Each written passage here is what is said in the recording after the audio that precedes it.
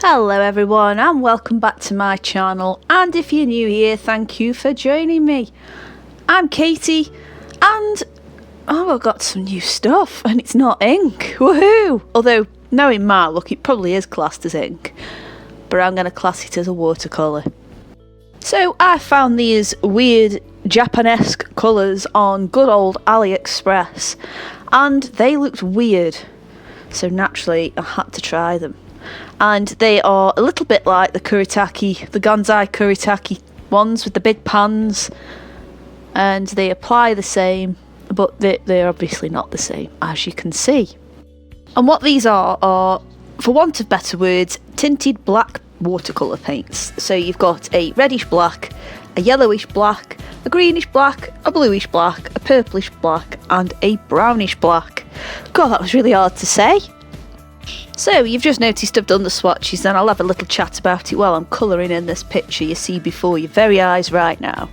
So the reddish black was quite nice, you could definitely pick up them lovely red tones in there. It was more of a deep burgundy rather than a pillar box kind of red tint to it, but really nice. And the bloom on it is gorgeous, you get some really nice textures with it which I like, and you'll see is kind of happening in front of you now, but using the green on that, and we'll get to that in a moment.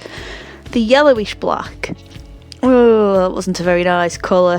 I mean, yeah, you can see that there's a yellow in there, but it was more of a muddy greeny brown rather than what I'd class as a yellow. So well, if I don't accept it as being a yellow and just accept it for the colour that comes out, and it's not a bad colour. The greenish black, really like this. It's sort of like a bit of a bottle green, but not quite as artificially green, if that makes any sense. It was really nice to work with though, and you could definitely tell there was green in there and it was the colour it was supposed to be. The bluish black was really nice as well. You've got this really nice sort of midnight blue, and when that blooms, when you add the additional water to it, looks gorgeous, as does the purple, and it's quite a cool purple as well. The blue and purple are quite cool colours, really nice, and the blue and the purple really complement each other well. And the brownish black is very dark brown, as I would expect, I guess. But it's sort of like, you know, when you get a watercolour set and you've like got lamp black, and then there's the other black which I can't think of right now, but you usually get two types of black, and one of them's sort of like a bluey based one and the other one's more of a browny based one. I'd say it's perhaps just a tone or two lighter than your browny black you'd get in a watercolour set. So using them for a painting, which you see before your very eyes, it was a bit weird. So the background went down really nicely, and I wanted all them blooms in there because doing the swatches I noticed just how much they bloomed, and that was fab. And I did a couple of layers, and well, it doesn't layer up great, but that's okay. This is why we test these things out, right? Now for the skin tone, boy oh boy, that was hard. Now I did mix one up using the yellowish black and the reddish black and the brownish black, and it just looked awful. Well, at this stage it did anyway. I think because we've got the contrast of the white paper next to something where I'm trying to add details, it's gonna look a bit weird. But yeah, I found it hard to work with. I think perhaps for doing portraits I'm gonna have to practice a little bit more with them. For her blue and purple hair though, yeah, I really liked it. It was quite nice. And again, I had to have that initial lay down, and I didn't want it to be completely even. I didn't want it to be completely flat. If I wanted a completely flat painting, I'd get back on the gouache. This isn't what it's about. And I found it quite easy using these colours together, the blue and the purple, because they complemented each other quite well. They weren't fighting against each other, if that makes any sense to you guys. And it was quite nice to work with, but as you've just seen, when it's dry, it looks like a million times lighter, and that's what I found with these paints. The initial laydown wasn't really quite a true representation of how it came out. And yes, I do know that watercolours dry differently to how they're applied, but you usually get a rough idea that it's not going to change that much. But you know, I worked with it. And for adding the details on the hair and the hair strands and just adding a bit of form and flow to it, it worked really well. But man, I could just not get that face right. It just, I don't know, it just didn't quite look right to me.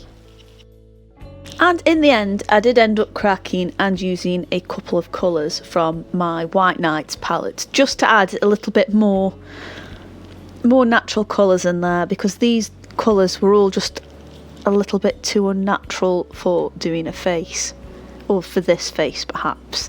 So I ended up just using a touch of red and a bit more of an intense brown for her eyes. But you know, that's okay. This wasn't strictly one material only, and for how little I used my other paints, I'd still say this was a fair test.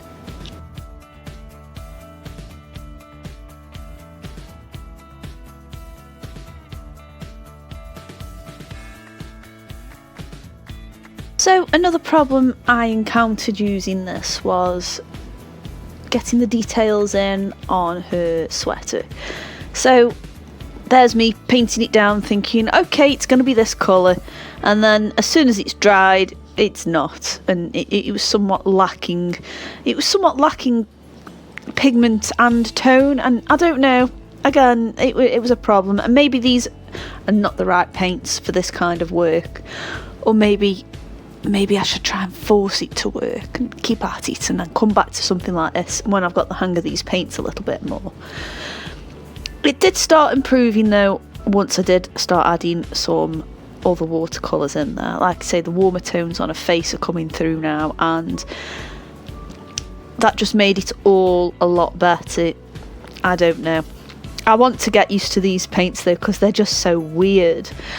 If you've got any suggestions of weird materials you want me to try off, perhaps AliExpress or Wish, drop me a link or drop me a comment and I'll have a little research and see if I can get hold of it.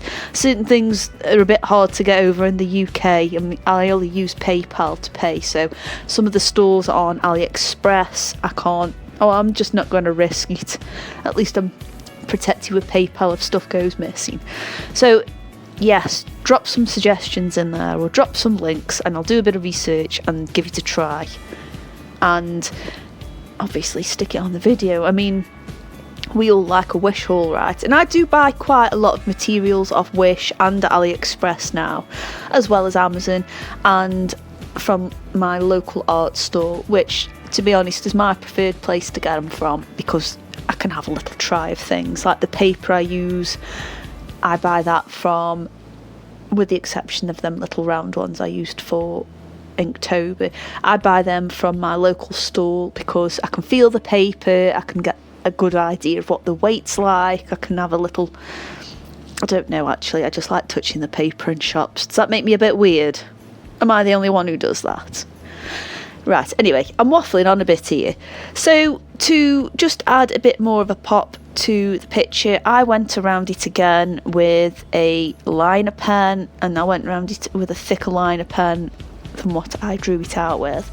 And then to add highlights, I used the Uniball white gel pen. For some reason though, it just didn't want to play ball, no pun intended. So I had to use the white ink instead, just to really make it pop out a little bit more. I don't know why that pen wasn't working on me though. I don't know if it was the paper or going over that particular paint, it just made it a bit weird. But once the highlights were added, I was a lot more happier with this. And yeah, all in all, these are weird paints, and I want to get to know them a little bit more. So I have got another picture sketched out and ready to paint. Might just do a few more swatches first, but I will pop it on the video for you guys to watch. I like these paints, they're just weird. Let me know what you think in the comments though, I'd love to hear your thoughts. And thank you so much for watching. Don't forget to hit the subscribe button if you don't want to miss out. Hit that like button if you did, and if you really feel like sharing it out, then by all means share it out. Anyway, thank you again for watching, and I'll see you soon. Bye.